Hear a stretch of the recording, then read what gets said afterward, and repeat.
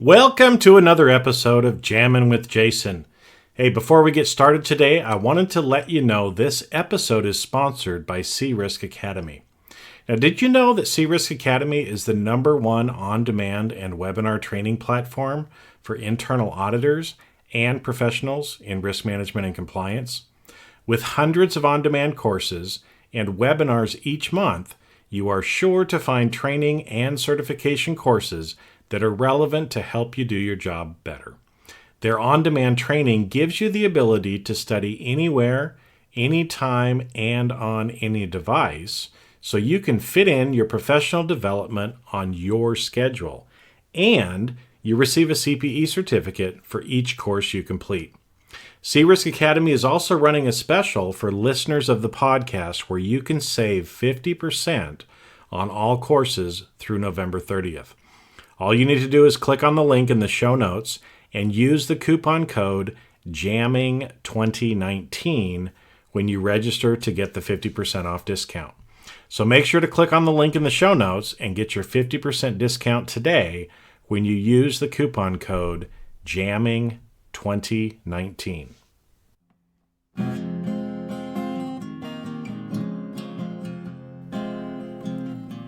Welcome to Jammin' with Jason Mefford, a show where we discuss topics relevant to chief audit executives and professionals in audit, risk, and compliance.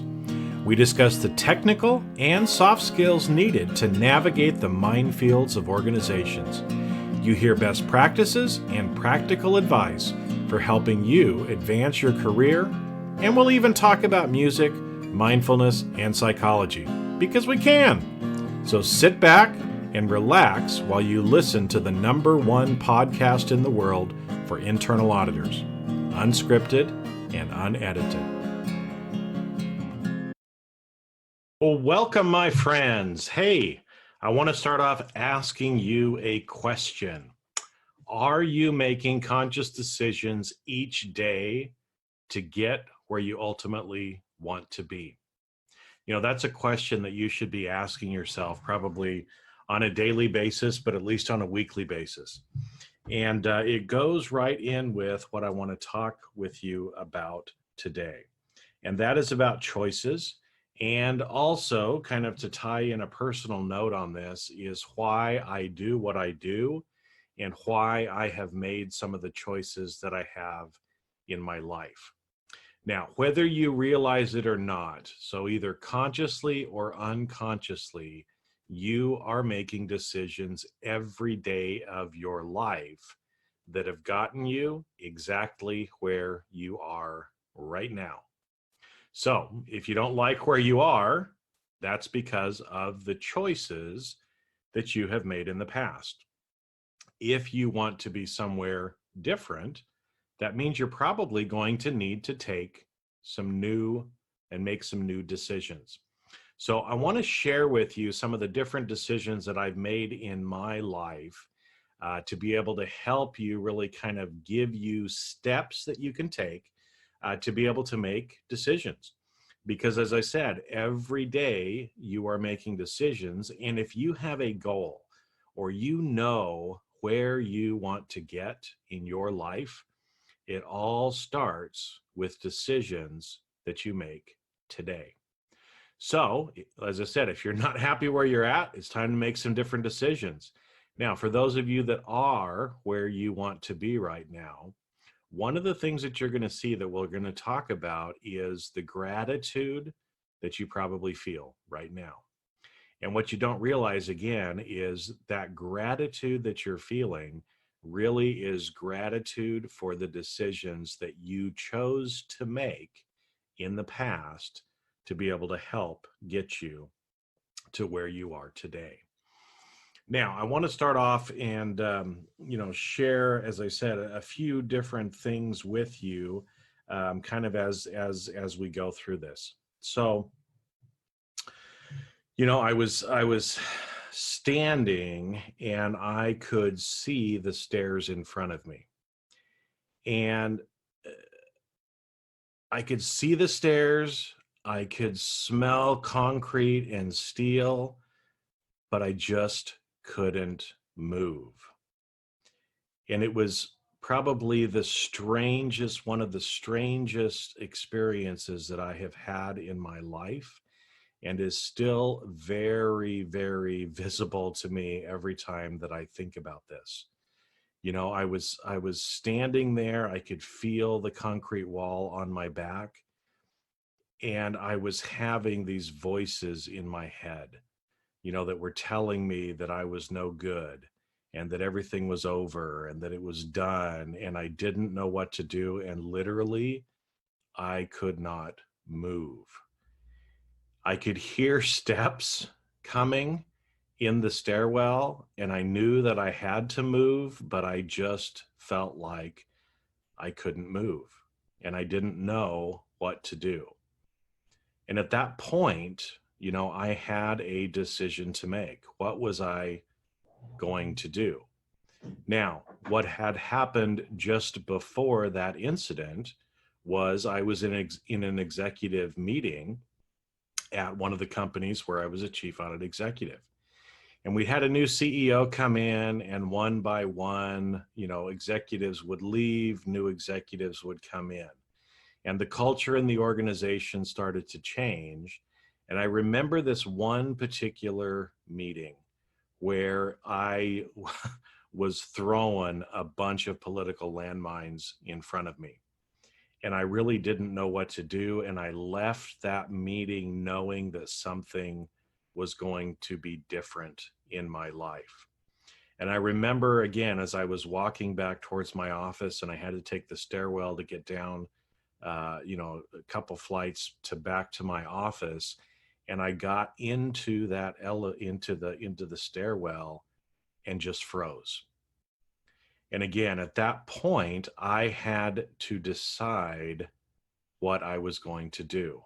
I could hear steps coming, and I was feeling embarrassed that I couldn't move, and I didn't want somebody else to see me in this state.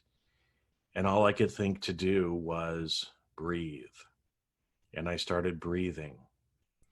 And very shortly, after a few seconds, all of a sudden, I kind of regained my composure, and I was able to walk back to my office and start to figure out what I was going to do.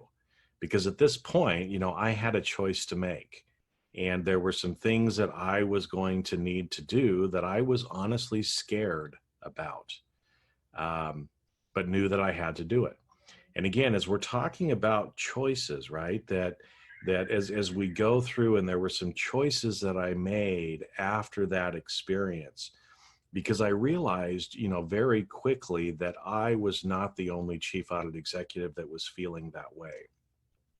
There were others that were out there that were going through some of these same, politically charged things. I mean, the best thing I can use to describe it is it's like other executives in the organization are placing landmines and hoping that you step on them. And so, finding a way to be able to help people to avoid those political landmines. Some of those decisions that I made that day and over the next year led me to want to coach other chief audit executives. Because again, as I said, I realized I could feel how the job was actually affecting me personally. And I knew that others out there were going through some of those same things. I was not alone, and I was learning what I needed to be able to avoid those political landmines, and wanted to be able to share that with other people. Now, so when I had an opportunity to make a decision on, do I continue in corporate America, or do I end up leaving and start doing training, speaking, coaching, that decision was fairly easy for me to make at that point, because I had gone through a time period to be able to help me in doing that. And so again, I'm going to go through here in just a few minutes and actually talk about kind of the steps that we can take when we get to a decision point in our life and we need to make a choice. Now, another experience here, I've spent many years, literally millions of miles, at least over 1 million miles, uh, in actually flying all over the world to be able to train auditors, risk management, and compliance professionals. And I love that work. I love going out and teaching people and helping them learn how to improve in their career, how to learn new knowledge and skills so that they can gain those competencies and so they can really become proficient in their profession and be able to carry that on throughout their whole life. But again, I remember there was a time when, as I said, I was traveling all over the world and I was usually gone doing 3 to 5 day trainings. Now, because I was traveling, literally all the way around the world, I had several, completely around the world trips, where I would leave my home in Los Angeles and I would travel one way and I would end up coming around the globe the other way back to Los Angeles. And I remember, again, these were kind of excruciating flights if you've ever been on, 10 to 16 hour flights and it really started to take a lot out of me. But I love doing the work and I was out there teaching people each week, and then all of a sudden I kind of woke up and realized that it had been 13 weeks since I saw my wife. Because I was around the world going from place to place to place to place, it had actually been 13 weeks since I was home and saw my wife. Now, 13 weeks doesn't seem like a lot until you realize that's over 3 months. Now, again, when I realized that, uh, I just really started to have all of these feelings, come back into me. And the reason for that is, some of you may know, others do not, but I was actually divorced previously. I was working a lot. There were a bunch of different things that were going on, but I ended up divorced and knew that if I was going to continue on this path of being gone so much of the time, there was a very good chance that I would get divorced again. Now, when I actually realized that, it just hit me. I felt like there was this, like I just got a big old punch to the gut on, I cannot be a failure. I cannot fail again and have another divorce. But I was a little bit torn, right? Because I love doing the work. I loved going around and being able to be with everybody, but I love my wife as well. And again, had a choice to make. Was I going to continue down that path, continue to consciously make that choice? Excuse me, that I could see would probably end in divorce a second time, or do I consciously make a different choice? And at that point, I chose to make a different choice, because as I started thinking about it and realizing the reasons why I love teaching and speaking and helping people, I realized I did not have to be in person to do that. Right. In fact, I was going all over the world, being able to help thousands of people every year, but realized that from an online space, I'm actually able to help millions of people. Instead of just having people in front of me for a few days each week, now literally I have people that are listening to me every single day. Right? My message is able to get out there much more than it could if I was in person. And so, again, as I went through and kind of thought about what my bigger purpose was and the impact that I wanted to have on this world, I was able to make a different choice and consciously choose to move from being in person and traveling all over the world all the time to actually being able to be online and literally affect millions of people's lives. And I'm so grateful for that now. Again, at the time, it was a little scary because I didn't, quite know what I was going to do, how this was all going to work out. But that's the thing that usually happens a lot of times when we have to make these choices. We don't know exactly how it's going to play out. And so there's an element of courage. We have to have the courage, again, to believe in our purpose and do the things that we believe are most important. Now, again, I see and have for many, many years a lot of the different challenges that we're having in our profession of internal audit. When I started in the profession 25 plus years ago, some of the same things that we were discussing at that point are some of the same things that we're discussing now. And that really concerns me.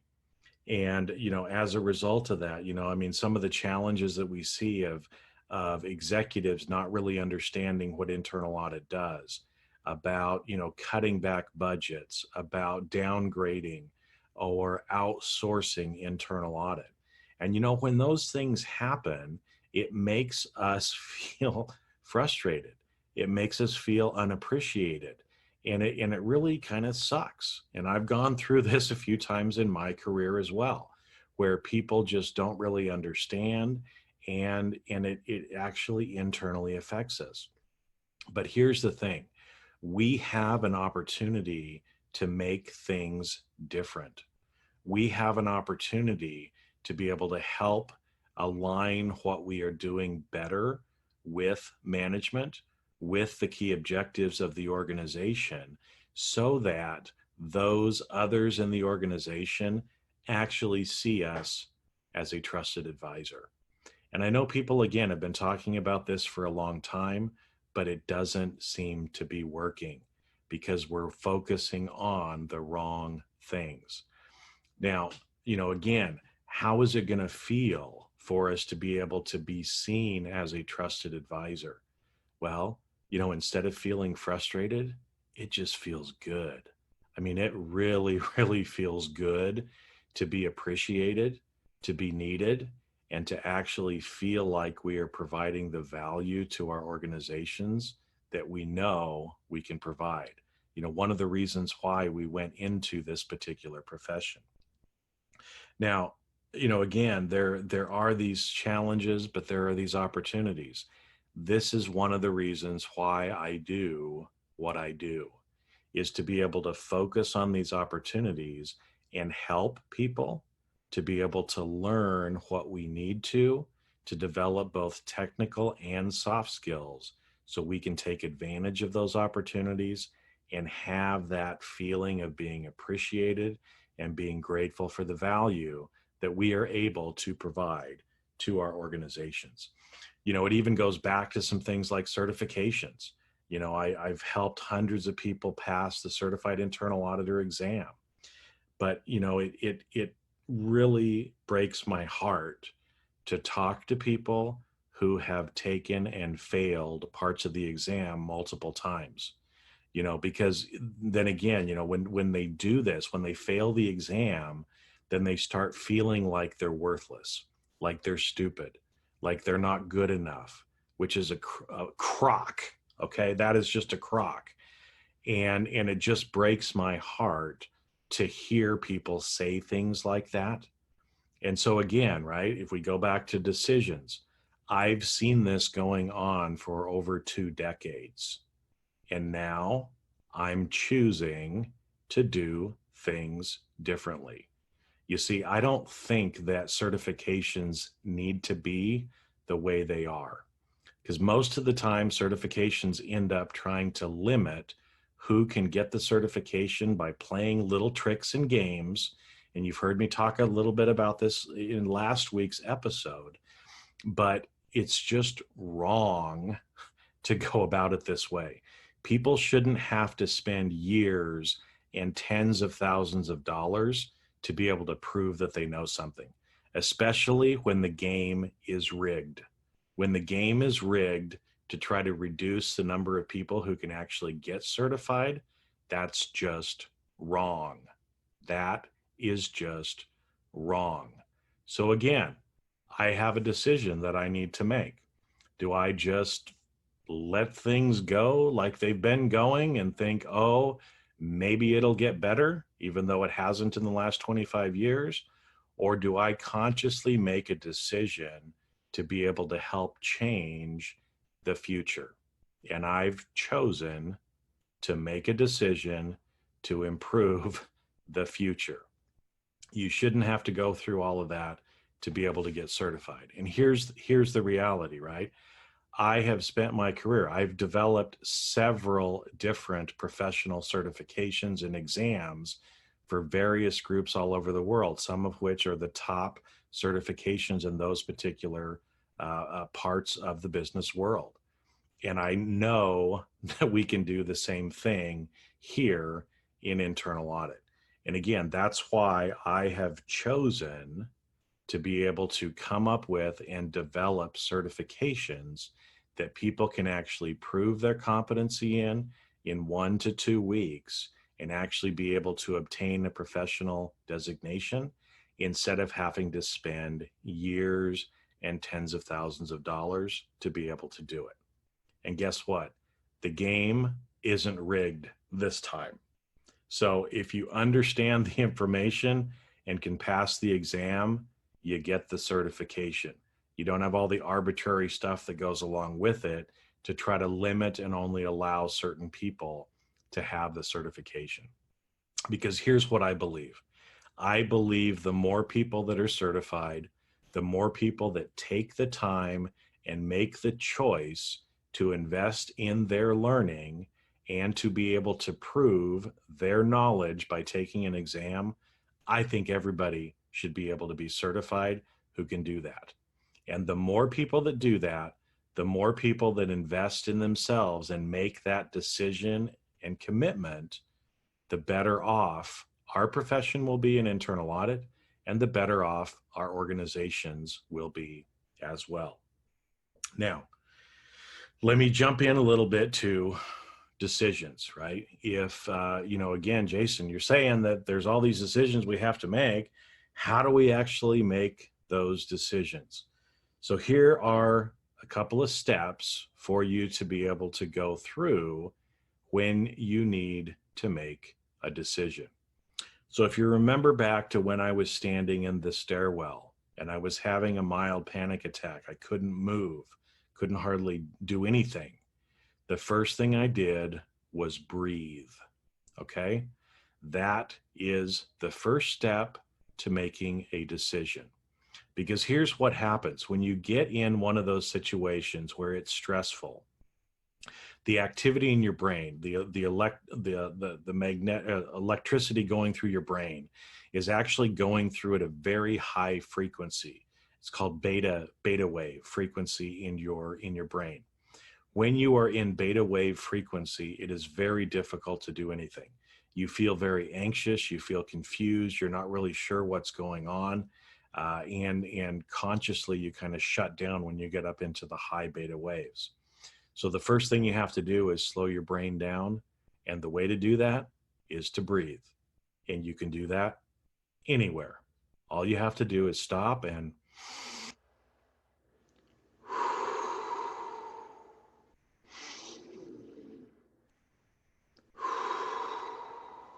if you do that for about 30 seconds to a minute, you start to slow down and you can start to actually see and think clearer. So the first step to making a decision is breathe. The second point is consider what it is that you want. So go back and think about purpose, think about your mission, whatever you want to call it, but think about ultimately what it is that you want to accomplish. Now, again, you've got to be honest with yourself, because sometimes we're afraid to be honest about what we really want. And in this step, you really have to be honest with yourself about what it is that you want. Because if you're not clear on what you want, it's going to be very difficult for you to be able to make the right decision. The third point is, as again, after you've figured out what it is that you really want, now it's time to start to listen to your head and your heart. But here's what I'm going to tell you, because the third step is go with your heart, not with your head. Okay? Go with your heart, not with your head. And I know this step may be very, very difficult for those of us in this profession because we are taught to be analytical. We are taught to think about things and to go through and analyze this way and that way and everything else to try to come up with the perfect or exact thing that we should do. But the reality is, your heart already knows what you need to do. Your head usually tries to talk your heart out of it. And when I've made decisions based on head instead of heart, they've almost always been the wrong decision. So go with your heart. Now that leads into the fourth step that I want to go with you today, which is have the courage to take action. Okay, so the four steps again are breathe, consider what you want, go with your heart, not your head, and have the courage to take action. Now, let me go through and just kind of share with you how this actually looks in real life. So again, if you remember, I was at a decision point where I had to decide, do I continue to travel the world as much as I am and risk becoming divorced, or do I make a different decision? So at that point, again, I was feeling very anxious. I didn't know what to do. First step I had to do was actually breathe, slow down so I could actually think clearly. Next, I had to consider, what is it that I really want? Okay? And again, this is again where we said I said you have to be honest with yourself. You know, it's glamorous to be flying all over the world and to have all of these pictures from different places in the world, but is that what I wanted, or did I want to help people? Did I want to help bring out the potential in people? Did I want to actually teach, speak, help them unlock that potential and teach them the skills that they needed to be able to have a fabulous life? Which of those did I really want? And the answer was, I want to help people. I want to speak. I want to teach. I want to coach people to be able to help them have the best life that they can have. So again, as I thought about that and as my end goal, then I had to start thinking about, what does that mean? Well, that meant transforming my business from a mainly in-person training company to something that was virtual. Now, that's what my heart wanted to do, but what do you think my head started doing? Oh, if you do that, then you're going to be giving up all these different clients, and then you're not going to be doing this, and you're not going to be doing that. And where's that going to come from? How are you going to be able to do that, right? And my monkey mind started to take over and wanted to talk my heart out of what I knew the right decision was.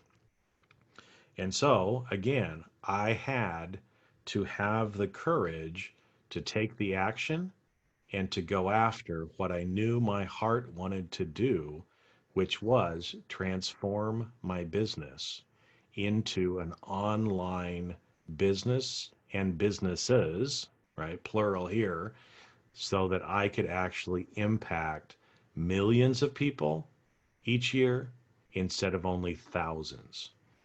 Now, that's the right decision for me.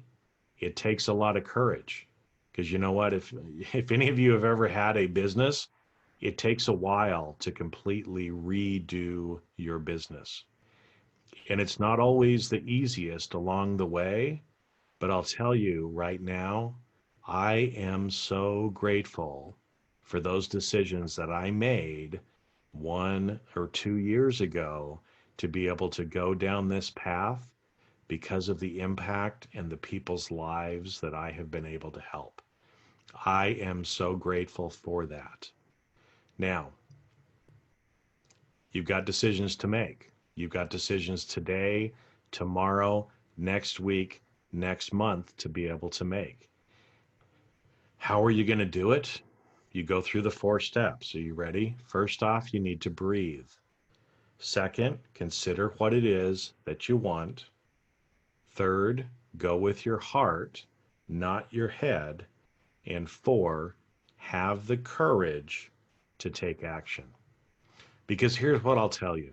When you make a decision, and maybe 3 days from that decision, all of a sudden, after you've made the decision, you start to see the world a little bit differently.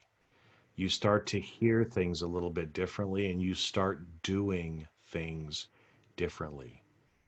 And then maybe 3 weeks from that point, you start to realize the impact of this. You're starting to, feel better about yourself. You're starting to be excited about where you're actually going to be going.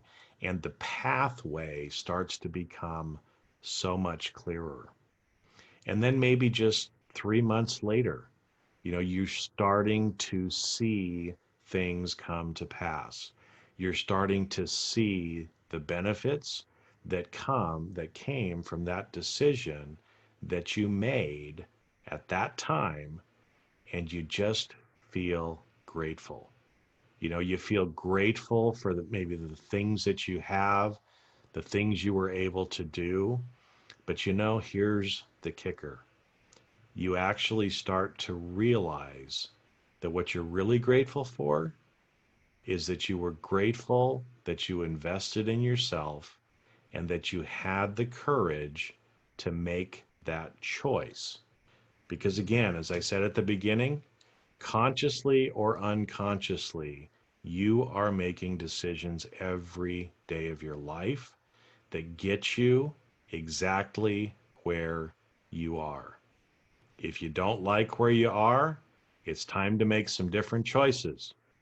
If you like where you are, then you're feeling pretty damn grateful that you made those choices to get you where you are today. I'm grateful for the choices that I've made. I am grateful for what I am able to do. And I hope that today's episode shares with you a little bit more about why I do what I do. Sometimes I know I come off as being a crazy guy locked away in this recording studio in Los Angeles, but I do it because I have purpose and passion in what it is that I'm doing. Because I know that we can all make this a better world, and that is my hope, especially for our profession of internal auditing. That's why I am here. So go out, consciously make those decisions to be able to help you get to where you need to be and want to be, and then make sure to have gratitude when you get there. With that, my friends, go out, have a great rest of your week, and I will catch you on the next episode of Jammin' with Jason. And that's a wrap. Thanks for listening to today's episode of Jamming with Jason. Keep on rocking in the audit world. Have a great rest of your day, and I'll catch you later on the next show. If you'd like to earn continuing professional education for listening to today's episode, head on over to cRisk Academy at ondemand.criskacademy.com. And that's C as in the letter C, riskacademy.com. Not only do you get a CPE certificate, but you also will have access to the video version of today's show.